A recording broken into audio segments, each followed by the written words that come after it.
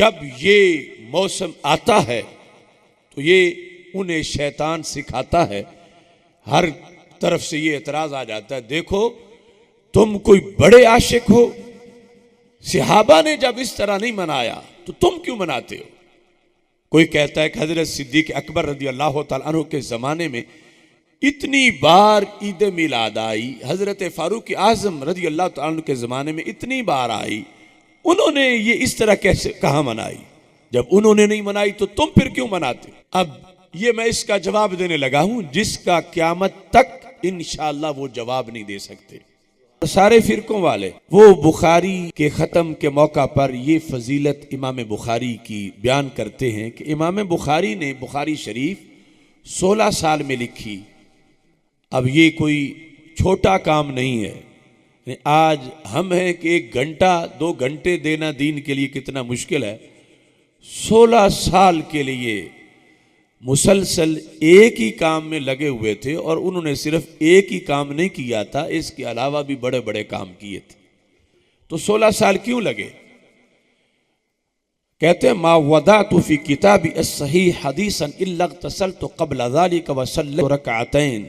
इमाम बुखारी कहते हैं कि बुखारी शरीफ में हर हदीस लिखने से पहले मैंने 2 काम किए, एक तो मैंने गुस्ल किया और दूसरा मैंने 2 रकत नफल पढ़े और फिर मैंने हदीस लिखी। अब अगर हर हदीस से पहले एक बार उठ के खड़ा होना अदब के लिए इतना भी कोई करे तो यह भी काफी बन जाता है। अब सर्दी का मौसम हो, एक हदीस लिखें फिर गुस्ल करें, फिर नफल पढ़ें, फिर हदीस लिखें, फिर गुस्ल करें, तो ये 16 साल तक उन्होंने ये काम किया। अब ये जो इमाम बुखारी हदीस मुस्तफ़ा सल्लल्लाहु अलैहि वसल्लम की ताज़ीम के लिए उन्होंने एक तरीका गढ़ लिया, ना कुरान में था, ना हदीस में था, ना खुलफ़ाए राशिदीन के अमल में था।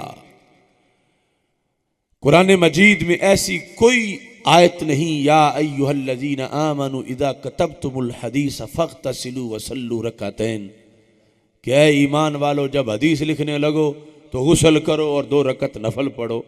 ना कोई ऐसी आयत है, ना कोई ऐसी हदीस है, ना कोई ऐसा सहाबा का कौल है। और ये काम दोनों ही सहाबा से भी साबित नहीं, आयत हदीस में होना तो और बात है। तो जो बिदत की तारीफ आज लेटेस्ट तारीफ है कि नया काम हो, दीन में हो और सवाब समझ के किया जाए, वो बिदत होता है और बिदती जन्मी होता है। तो इमाम बुखारी ने तो पूरी नमाज घड़ ली हदीस लिखने के लिए। हमने कोई मिलाद की नमाज नहीं घड़ी कि सलाते मिलाद पढ़ी जा रही है। इमाम बुखारी ने सलाते किताबत हदीस बना ली, हदीस लिखने की नमाज। और ये कि वैसे तो नमाज के लिए सिर्फ वुजू काफ़ी है, लेकिन हदीस लिखनी हो तो साथ गुस्ल भी करना है। दीन में एक नया काम उन्होंने शुरू कर लिया और वो तलबे सवाब के लिए कर रहे थे, आज़ाब के लिए नहीं कर रहे थे। तो ये सब कुछ किस लिए था। ये हमारे आका सल्लल्लाहु अलैहि वसल्लम के अल्फाज की ताज़ीम के लिए था, हदीस के अदब के लिए था।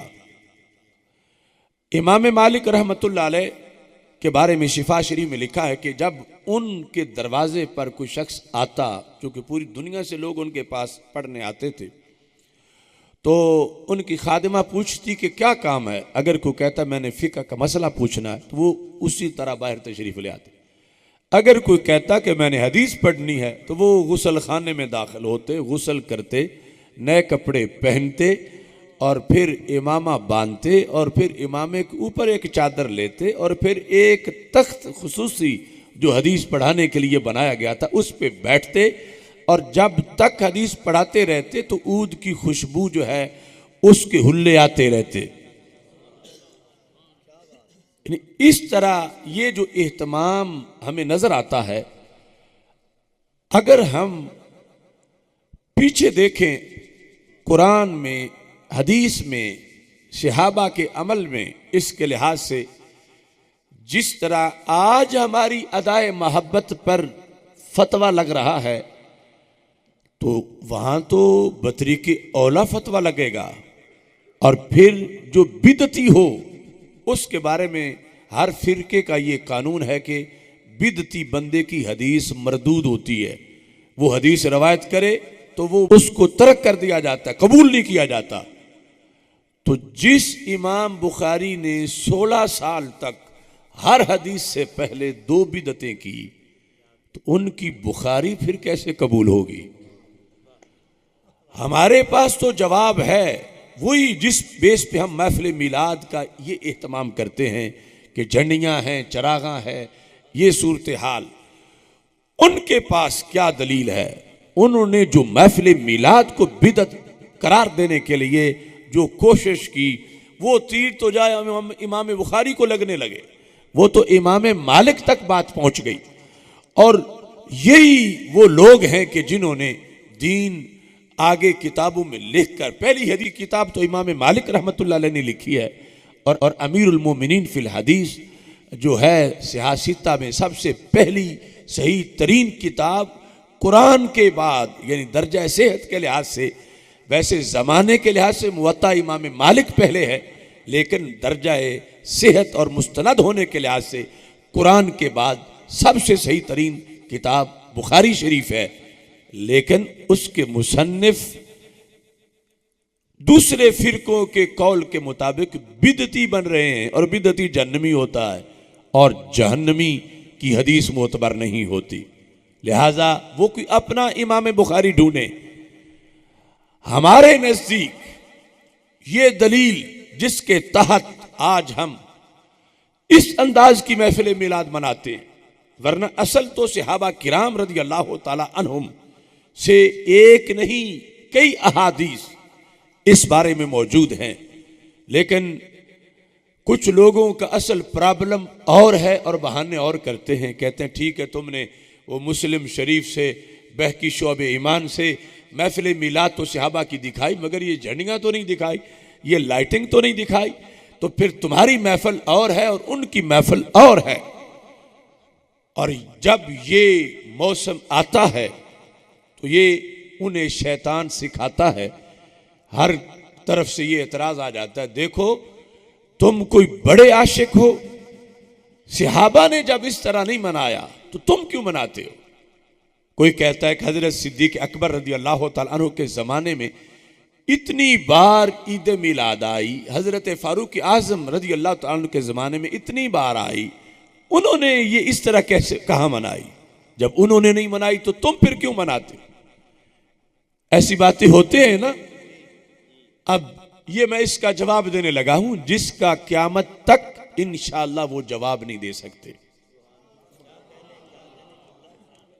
अब इमाम बुखारी का ये अमल, इसका वो इनकार नहीं कर सकते। वो खुद अपने जलसों में इमाम बुखारी की फजीलत में बयान करते हैं कि वो हर हदीस लिखने से पहले वो गुस्ल भी करते थे, 2 रकत नफल भी पढ़ते थे।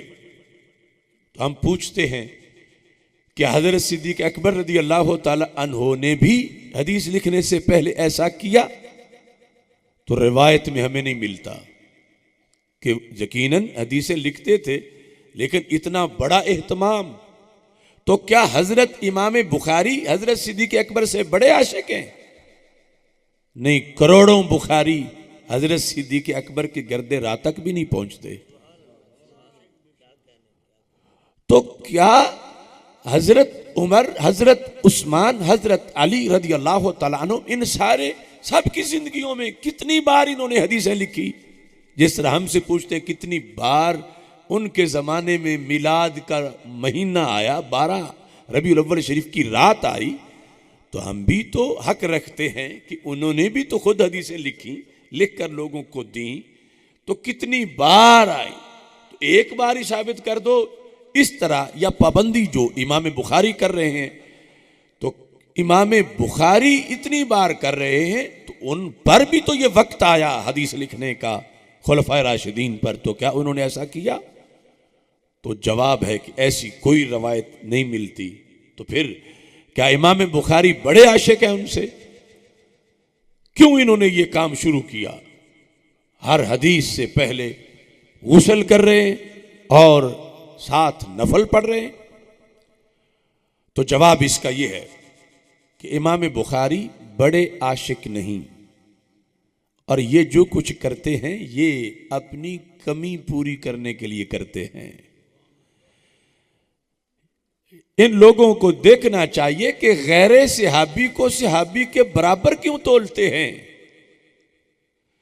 जो हर वक्त सरकार का दीदार कर रहे हों उनका मामला और है, और जिन्होंने देखे बगैर कलमा पढ़ लिया हो और तड़पे कि हमें भी दीदार हो। अब इनकी ये जो महरूमी है, इन्होंने इसको भी तो दिलासा देना है।